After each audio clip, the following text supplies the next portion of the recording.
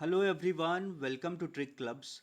UP के अंदर में गवर्नमेंट इंटर कॉलेज में लेक्चरर की वैकेंसीज आई हुई है और इसका जो फॉर्म है वो आज से यानी 12 अगस्त से भरा जा रहा है और इसकी जो लास्ट डेट है वो 12 सितंबर यानी एक महीने का आपको समय दिया गया है। लास्ट डेट है इसका करेक्शन करने का 19 सितंबर का। और इसको अप्लाई करने के लिए सबसे पहले आपको क्या करना है, एक वन टाइम रजिस्ट्रेशन करना पड़ेगा जिसको हम OTR बोलते हैं। तो वन टाइम जैसे आपका रजिस्ट्रेशन हो जाएगा और इस वेबसाइट पे जाके आपको रजिस्ट्रेशन करना है। ये वेबसाइट है otr.pariksha.nic.in और आप रजिस्ट्रेशन कर दीजिएगा तो आपको एक OTR नंबर मिल जाएगा। वो उसको आने में मतलब 72 आवर्स का टाइम लगेगा, 72 घंटे का समय लगेगा। और जैसे वो OTR नंबर मिल जाएगा उसके बाद से आप इस फॉर्म को अप्लाई कर सकते हैं। तो यहाँ पे क्लियर लिखा गया है, only after obtaining OTR number a candidate may submit online application through commission website. तो इस वेबसाइट पे जाके अपना आप फॉर्म सबमिट कर सकते हैं uppsc.up.nic.in। और इसके अलावा कि कुछ इम्पोर्टेंट इसको आपको चीज़ें ध्यान रखना है, जैसे कि स्पेशल इंस्ट्रक्शन में अगर देखिएगा फर्स्ट नंबर पॉइंट में क्या लिखा गया है, जो भी आपका सर्टिफिकेट है, चाहे जो भी आप कैटेगरी का बेनिफिट लेना चाह रहे हैं, डेट फॉर्म भरने का है उस डेट तक जो भी सर्टिफिकेट आप लेना चाहते हैं बेनिफिट, चाहे EWS हो, OBC सर्टिफिकेट, क्रीमी लेयर तो नॉन क्रीमिनल जो भी रहेगा, तो उस डेट तक आपका सब सर्टिफिकेट बना हुआ होना। और इसका जो एप्लीकेशन फ़ी है तो यहाँ पे देख सकते हैं कि आपको 125 रुपये लगेंगे। अनरिजर्व्ड यानी जनरल के लिए या EWS economically weaker section other backward के लिए 125 रुपये का लग रहा है। SC ST कैंडिडेट्स के लिए 65 रुपये लगेंगे फॉर्म भरने में। और पर्सन विद डिसेबिलिटी उनको 25 रुपया, एक सर्विसमैन को यहाँ पे 65। और इसके अलावा ये सब है अलग अलग कैटेगरी के लिए, जो फ्रीडम फाइटर वो उनके मतलब यहाँ पे लिखा है according to the original category. Total vacancies कितनी है, तो टोटल सीट जो है 1471 यानी 1471 वैकेंसीज है। और जिसमें 777 जो वैकेंसीज है वो मेल के लिए है और फीमेल के लिए है 694 वैकेंसीज फॉर फीमेल ब्रांच। इसके अलावा इसमें विजुअली हैंडीकैप वगैरह के लिए भी है, जैसे कि समेकिटिक विशेष माध्यमिक विद्यालय 45 सीट्स। एंड एक और इसमें जो है यहाँ पे देखिएगा 2 सीट इसके लिए भी है, Uttar Pradesh jail training school. तो टीचिंग स्टाफ सर्विस स्किल भी दे रखा है इसमें। यहाँ पे देख सकते हैं लेक्चरर जो है ये लेवल 8 में आता है जो, और इसके बाद लेक्चरर स्पर्श government inter college visually handicapped, ये सब भी आपका किस में आ रहा है, लेवल 8 में। फिर है jail training school teaching staff, तो ये लेवल 7 में है। रिजर्वेशन वगैरह किनको मिलेगा, तो जो भी यूपी के कैंडिडेट्स हैं उनको रिजर्वेशन दिया जाएगा। यहाँ पे देख सकते हैं scheduled caste of UP, scheduled tribe UP, other backward classes of UP, economically weaker section या फ्रीडम फाइटर फीमेल कैंडिडेट, तो जो भी यूपी के कैंडिडेट्स हैं उनको रिजर्वेशन का बेनिफिट दिया जाएगा। और अदर स्टेट के कैंडिडेट्स हैं तो वो जनरल में काउंट होंगे, तो उनको जनरल का ही कट ऑफ उनको क्लियर करना पड़ेगा। इसके बाद इसमें आपसे क्वालिफिकेशन, इसेंशियल क्वालिफिकेशन क्या मांगा गया है मेल या फीमेल के लिए, तो आप यहाँ पे देख सकते हैं लेक्चरर मेल या फीमेल गवर्नमेंट इंटर कॉलेज। तो सिंपल सी बात है, आप जिस भी सब्जेक्ट्स के बनना चाह रहे हैं जैसे टीचर, यहाँ पे सब सब्जेक्ट्स भी लिखा हुआ है तो आप उसके अकॉर्डिंग यहाँ चेक कर लीजिएगा। Sociology, geography, economics, civics, physics, chemistry, mathematics, English. तो इसमें आपका PG होना चाहिए यानी पोस्ट ग्रेजुएशन आप कर रखे हो जो भी सब्जेक्ट से, प्लस आपका B.Ed होना चाहिए।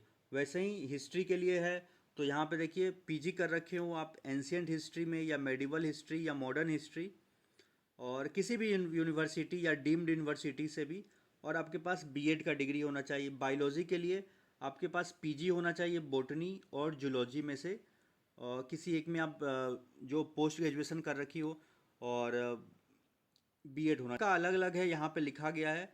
और जैसे साइकोलॉजी के लिए क्या है, फिर जो विजुअली हैंडीकैप उन सब स्कूल्स के लिए क्या क्या मांगा जा रहा है, तो ये सब कंप्लीट यहाँ पे लिखा गया है। और यहाँ पे नीचे आइएगा, देखिए एज लिमिट के बारे में लिखा गया है कौन अप्लाई कर सकता है। तो आपका जो एज है, मिनिमम एज होना चाहिए 21 साल 21 ईयर्स, और मैक्सिमम आपका एज होना चाहिए 40 साल तक। जो ये जनरल का है, बाकी कैटेगरी वाले को बेनिफिट दिया गया है। तो इसमें मतलब यहाँ पे लिखा गया है कि 1 जुलाई 2025 तक, 1 जुलाई 2025 तक अगर आपका 40 साल एज हो रहा है तो आप इसको अप्लाई कर सकते हैं। मतलब आपका जो डेट ऑफ बर्थ है वो 2 जुलाई 1985 से पहले नहीं होना चाहिए। और यहाँ पे लिखा गया है कि 1 जुलाई 2004 के बाद नहीं होना चाहिए। मतलब 1 जुलाई 2004 के बाद होगा तो आपका जो है वो 21 साल से कम जाएगा। तो आप ये अपना डेट ऑफ बर्थ इसको देख लीजिएगा यहाँ पे। इसके अलावा जो physically handicapped, maximum age limit 55 साल दिया गया है पीएच कैंडिडेट्स को, फिजिकली हैंडीकैप्ड को 55 साल। And they must not have born between 2 जुलाई 1970 से पहले उनका जन्म नहीं हुआ हो, तो वो लोग अप्लाई कर सकते हैं। इसके अलावा जो सब में कैटेगरी वाइज भी बेनिफिट दिया गया है जो एज लिमिट में आप देख सकते हैं।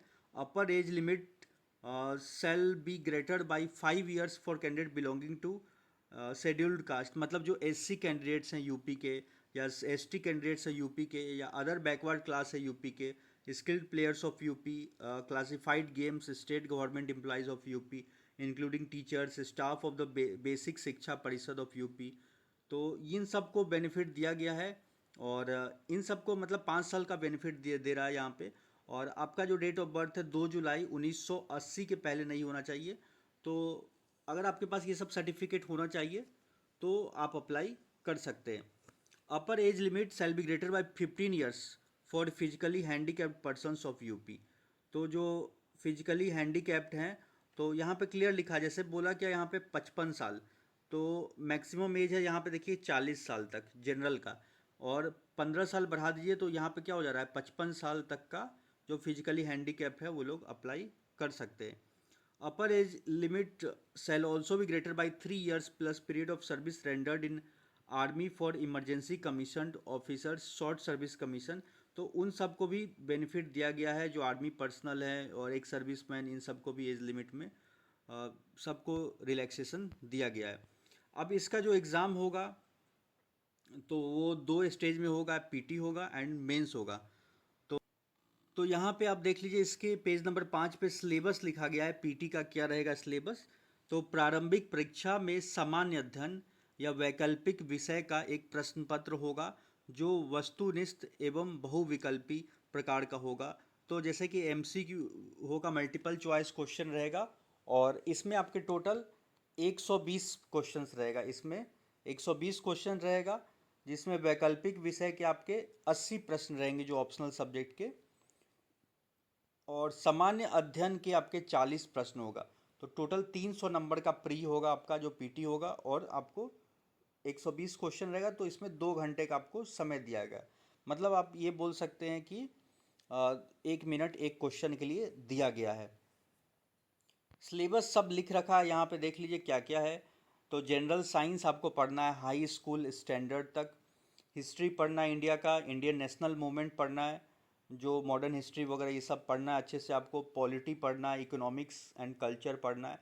तो हिस्ट्री हो ही गया, पॉलिटी हो ही गया, और साइंस हो गया। फिर आपका ये है Indian agriculture, commerce, trade, world geography, Indian geography, current national and current affairs वगैरह हो गया। फिर आपका जो लॉजिकल रीजनिंग से भी क्वेश्चन आएगा, और specific knowledge regarding education, culture, industry, trade, living, social trade, traditions of Uttar Pradesh.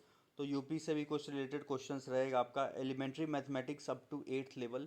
तो आपके जो मैथ्स भी पूछा जाएगा जो बेसिक्स जो 8th लेवल तक का, जिसमें एरिथमेटिक, अलजेब्रा, ज्योमेट्री से क्वेश्चंस रहेंगे, इकोलॉजी एंड इन्वायरमेंट। तो ये सब यहाँ पे जो टॉपिक्स है इन सबको आपको अच्छे से कवर कर लेना है। इसके अलावा इसमें आपका फिर मेंस होगा। तो मेंस आपका टोटल यहाँ पे देख सकते हैं कि मुख्य लिखित परीक्षा हेतु परीक्षा पाठ्यक्रम। तो इसमें क्या रहेगा कि प्रथम प्रश्न पत्र जो रहेगा सामान्य हिंदी एवं निबंध रहेगा। तो इसमें 2 पेपर लिखा गया है, आप देख सकते हैं। और पहला वाले में जैसे कि हिंदी का पेपर आएगा और निबंध लिखना रहेगा, 2 घंटे का समय दिया गया है। और 100 नंबर का रहेगा। दूसरा जो है वैकल्पिक विषय परंपरागत, और ये समय इसमें 3 घंटे का रहेगा, 300 नंबर का रहेगा। और ये सब चीज़ें दिया गया है कि इसमें डिटेल में कि क्या क्या रहेगा। जैसे कि 50 नंबर का आपका प्रथम खंड सामान्य हिंदी रहेगा। उसी तरह से आप देख सकते हैं इसमें क्या क्या दिया गया है, तो सब चीज़ सिलेबस क्लियर करके रखा गया है कि समास आएगा, विराम चिन्ह है, संधि है, क्या क्या सब चीज़ लिखा गया है। और वैसे ही निबंध आपके 50 नंबर का रहेगा। तो ये तो हो गया आपका 100 नंबर का पहला प्रश्न पत्र। उसके बाद से दूसरा प्रश्न पत्र जो रहेगा, तो इसमें सब चीज़ लिखा हुआ है, आप पढ़ लीजिएगा। 20 रहेगी प्रश्नों की संख्या, सभी प्रश्न अनिवार्य होगा। और इस तरह से खंड अ में लिखा गया है यहाँ पे, और उत्तरों की शब्द सीमा भी लिखा गया है 250 एवं प्रत्येक प्रश्न 25 अंक का होगा।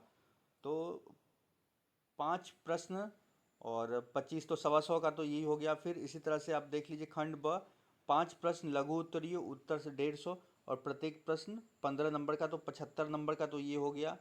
और खंड स, तो इसमें 10 प्रश्न रहेगा, और ये कितने का रहेगा, 10 अंक का, मतलब 100 नंबर का ये हो गया।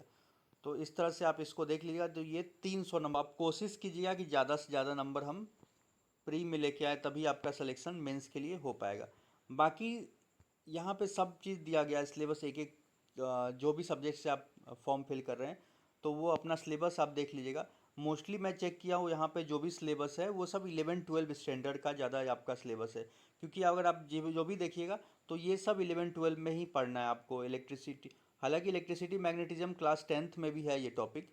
और बाकी डिटेल में आपको सब 11 ऑप्टिक्स है, जिसमें रे ऑप्टिक्स है, वेव ऑप्टिक्स है, ये सब 12 में पढ़ना है। तो ये सब सिलेबस है, मॉडर्न फिजिक्स वगैरह का भी है। तो और ये सब केमिस्ट्री देखिए, 11-12 का ही सब सिलेबस है ये सब। तो क्योंकि ये लेक्चरर की है, तो ज़्यादा सिलेबस आपका 11-12 लेवल रहेगा। तो उसमें आपको एनसीईआरटी को पहले अच्छे से कवर कर लेना है।